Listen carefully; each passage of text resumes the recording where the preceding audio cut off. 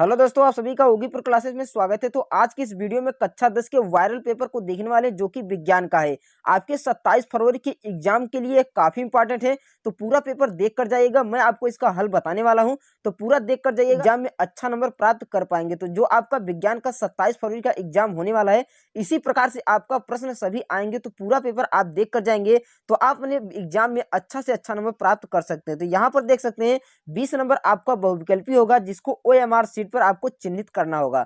तो यहाँ पर देख सकते हैं पहला क्वेश्चन बहुविकल्पी की ओर चलते हैं। तो यहाँ पर पहला क्वेश्चन दिया हुआ है कि वायु के सापेक्ष माध्यम का अपवर्तनांक किसमें अधिकतम होता है। जैसे कि कह दिया जाए कि वायु के सापेक्ष पूछा है मैक्सिमम किसमें होगा, तो वायु से ज्यादा जल में भी होता है, हीरा में भी होता है, कांच में भी होता है, तारपीन के तेल में भी होता है। लेकिन पूछा है सबसे अधिकतम यानी सबसे ज्यादा किसमें होगा, तो हीरा में होगा। तो इसका ऑप्शन नंबर कौन सा, बी वाला बिल्कुल राइट आंसर हो जाएगा। दूसरा नंबर क्वेश्चन दिया हुआ है कि दृष्टि दोष, कौन सा दृष्टि दोष, दूर दृष्टि दोष का यदि किसी व्यक्ति को दूर दृष्टि हो जाता है तो उसका निवारण क्या होता है, यानी कारण किसके कारण होता है। तो जो दूर दृष्टि दोष होता है, रेटिना के पीछे जब प्रतिबिंब बनने लगता है तो वह क्या होता है, दूर दृष्टि हो जाता है। किसी व्यक्ति का जब प्रतिबिंब जो होता है रेटिना के पीछे बनने लगता है तो उसे निकट की वस्तुएं नहीं दिखाई देती बल्कि दूर की वस्तुएं दिखाई देने लगती है, तो वह दूर दृष्टि दोष होता है। तो इसमें किस लेंस का उपयोग किया जाता है, इसमें हम उत्तल लेंस का प्रयोग करते हैं। किसमें, उत्तल लेंस के प्रयोग से दूर दृष्टि दोष का निवारण किया जाता है। उसके बाद तीसरा नंबर क्वेश्चन यहाँ पर दिया हुआ है कि विद्युत आवेश का मात्रक क्या होता है। तो विद्युत आवेश का मात्रक जो होता है कूलाम होता है। तो ऑप्शन नंबर कौन सा, बी वाला बिल्कुल राइट आंसर हो जाएगा। 4 नंबर क्वेश्चन दिया हुआ है कि एक अश्व शक्ति किसके बराबर होता है, यानी 1 हार्स पावर 1 HP किसके बराबर होता है, 746 वाट के बराबर होता है। तो ऑप्शन नंबर सी इसका राइट आंसर हो जाएगा। 5 नंबर क्वेश्चन दिया कि विद्युत धारा उत्पन्न करने वाली युक्ति कौन है। युक्ति का मतलब इंस्ट्रूमेंट कौन सा है, तो विद्युत धारा को कौन उत्पन्न करता है, तो जो जनित्र होता है विद्युत धारा को उत्पन्न करता है। इसका ऑप्शन नंबर ए वाला राइट आंसर हो जाएगा, जिसे हम डायनमो भी कहते हैं। उसके बाद यहाँ पर देख सकते हैं अगला क्वेश्चन दिया कि निर्वात में प्रकाश की चाल कितनी होती है। तो आप सभी लोग जानते हैं कि निर्वात में प्रकाश की चाल 3 × 10⁸ मीटर पर सेकेंड होती है। इसका ऑप्शन नंबर बी वाला बिल्कुल राइट आंसर हो जाएगा। 7 नंबर क्वेश्चन दिया हुआ है कि प्रतिरोधों को समांतर क्रम में संयोजन करने पर क्या समान रहता है। जैसे मान लीजिए ए प्रतिरोध हो गया 1, ए प्रतिरोध हो गया 2, ए प्रतिरोध हो गया 3, कोई कितने भी प्रतिरोध जोड़ा जाए, यहाँ से हम धारा प्रोवाइड करेंगे तो धारा इधर भी बहेगी, इधर भी जाएगी, इधर भी जाएगी, इधर, यानी धारा कई भागों में बढ़ जाएगी। तो I1 I2 I3, लेकिन जो इसका विभवांतर होता है वह बराबर होता है। यदि प्रतिरोधों को समांतर क्रम में जोड़ा जाता है तो विभवांतर समान रहता है और धारा भिन्न भिन्न होती है। तो इसका ऑप्शन नंबर कौन सा सही हो जाएगा, तो ऑप्शन नंबर बी वाला बिल्कुल राइट आंसर हो जाएगा। उसके बाद यहाँ पर देख सकते हैं केमिस्ट्री से दिया हुआ है कि क्षारीय विलयन का पीएच कितना होता है।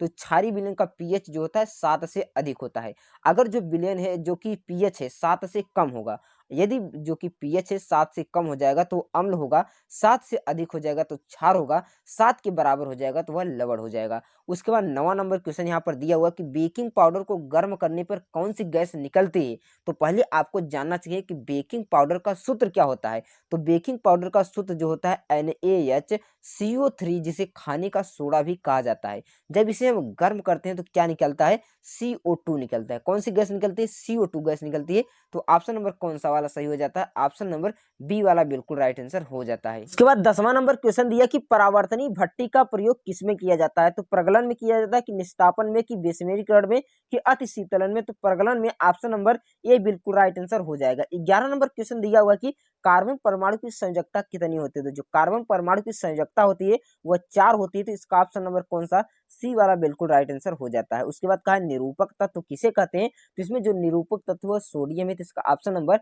ए वाला राइट आंसर हो जाता है। 13 नंबर क्वेश्चन दिया हुआ कि जंग का रासायनिक सूत्र क्या होता है। तो जंग का जो रासायनिक सूत्र होता है Fe2O3 N2XH2 होता है। तो ऑप्शन नंबर कौन सा वाला सही हो जाएगा, ऑप्शन नंबर सी वाला बिल्कुल राइट आंसर हो जाएगा।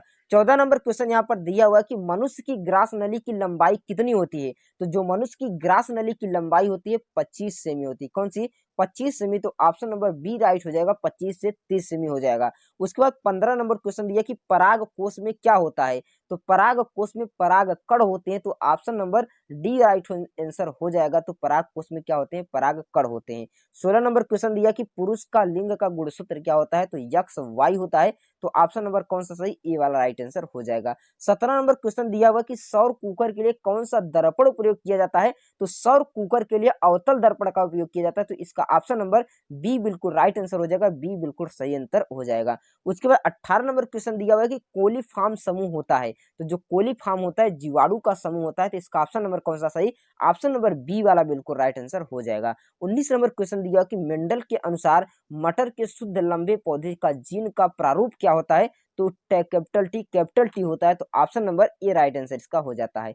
20 और लास्ट क्वेश्चन आपका दिया हुआ है कि यकृत स्रावित होता है, यकृत से कौन सा रस निकलता है, तो यकृत से पित्त रस निकलता है, तो ऑप्शन नंबर कौन सा सही, सी वाला राइट आंसर हो जाएगा। उसके बाद आपका वर्णात्मक प्रश्न है, तो यहाँ पर देख सकते हैं वर्णात्मक प्रश्न दिया हुआ है कि समांतर क्रम में जुड़े 3 प्रतिरोध का तुल्य प्रतिरोध का निगमन सूत्र आपको ज्ञात कीजिए। काफी इंपॉर्टेंट क्वेश्चन है, तो इसको आपको हल करके ही जाना है। जब भी आप 3 प्रतिरोध को जोड़ते हैं, मान लीजिए एक प्रतिरोध ए हो गया, दूसरा प्रतिरोध ए हो गया, तीसरा प्रतिरोध ए हो गया, तीनों को जोड़ लेते हैं तो इसमें धारा क्या होती है, भिन्न भिन्न हो जाती है, विभवांतर बराबर हो जाता है। तो इसको आपको हल करना है ओम के नियम से। यदि आप ओम के नियम से हल करेंगे तो क्या हो जाएगा, V बराबर होता है I1 इंटू R1 हो जाएगा, V2 बराबर हो जाएगा I2 R2 हो जाएगा, एंड V3 बराबर हो जाएगा I3 R3 हो जाएगा। इसको आप हल करेंगे तो सभी ये क्या होगी, क्योंकि धारा बराबर है, तो I1 R1 बराबर I2 R2 बराबर I3 R3 बराबर हो जाएगा। तो इसको हल करेंगे तो 1/R1 आएगा बराबर 1/R2 प्लस 1/R3 बराबर 1/R। तो ये आपका परिणामी क्या निकल जाएगा, प्रतिरोध निकल जाएगा। तो अगला क्वेश्चन यहाँ पर दिया हुआ कि दूरदृष्टि दोष किसे कहते हैं, या किन किन कारणों से होता है, दोष का निवारण कैसे किया जाता है। तो दूरदृष्टि का मतलब होता है दूर की दृष्टि, निकट का दोष, यानी दूरदृष्टि में दूर की दृष्टि क्या होती है, दूर की दृष्टि मतलब दूर की वस्तु दिखाई देगी और निकट की वस्तु दिखाई नहीं देगी। ये किन कारणों से होता है, तो यह जो होता है, जो प्रतिबिंब होता है रेटिना के आगे बनने लगता है, तो इसके कारण होता है। निवारण के लिए किसका उपयोग करते हैं, तो उत्तल लेंस का प्रयोग करते हैं। किस लेंस का प्रयोग, उत्तल लेंस का प्रयोग करते हैं। एक उत्तल लेंस से 15 सेमी दूर पर रखी एक वस्तु का जो प्रतिबिंब है 2 गुना बड़ा वास्तविक प्रतिबिंब बनता है। लेते लेंस की आपको फोकस दूरी ज्ञात करना है। उसके बाद यहाँ पर 4 नंबर क्वेश्चन दिया कि फैराडे के चुंबकीय प्रेरण का नियम लिखिए। काफी इंपॉर्टेंट VVIMP क्वेश्चन है। फ्लेमिंग के बाएं हाथ का नियम भी आपको याद करके जाना है। उसके बाद यहाँ पर देख सकते हैं अथवा आप ज्ञात कर सकते हैं, विद्युत मोटर का नामांकित चित्र बनाइए। अगला खंड से यहाँ पर क्वेश्चन दिया हुआ है कि उसके बाद अगले खंड से प्रश्न दिया कि प्रकाश रासायनिक अभिक्रिया का उदाहरण दीजिए अथवा प्लास्टर ऑफ पेरिस बनाने की विधि दीजिए। तो यह प्रश्न आपके लिए वेरी वेरी इंपॉर्टेंट है। प्लास्टर ऑफ पेरिस बनाने की विधि का आपको वर्णन करना है। यह प्रश्न आपके एग्जाम में 100% आने वाला है। उसके बाद यहाँ पर देख सकते हैं अगला क्वेश्चन दिया हुआ कि आधुनिक आवर्त नियम को आपको समझाना है। गालक किसे कहते हैं इसको भी बताना है। उसके बाद आपको टिप्पणी लिखना है किस किस पर, समजात श्रेणी पर, संक्रमण तत्व और मिश्र धातु पर। उसके बाद नेक्स्ट क्वेश्चन अथवा आपको स्टडीकरण कर देना है। यहाँ पर अगला खंड दिया है कि मानव के रक्त संचरण के कार्यों पर संक्षिप्त टिप्पणी लिखिए। कायिक जनन किसे कहते हैं, ग्रीन हाउस का प्रभाव लिखना है। मनुष्य के हृदय की आंतरिक संरचना बनाइए अथवा मेंडल के प्रयोगों के आधार पर प्रभावी अथवा अप्रभावी लक्षणों को आपको समझाना है। तो मेंडल का नियम आपको याद करके जाना है। ये भी क्वेश्चन क्या है, VVIMP है, तो सभी एग्जाम में आता है। हर बार यह पेपर में पूछा जाता है कि मेंडल के आपको नियम लिखना है। तो मेंडल के आपको तीनों नियम याद करके अच्छी तरह से जाना है। तो आई होप फ्रेंड ये वीडियो आपको पसंद आई होगी। अगर वीडियो पसंद आए वीडियो को लाइक कर दीजिएगा। चैनल पर है तो चैनल को सब्सक्राइब जरूर कीजिएगा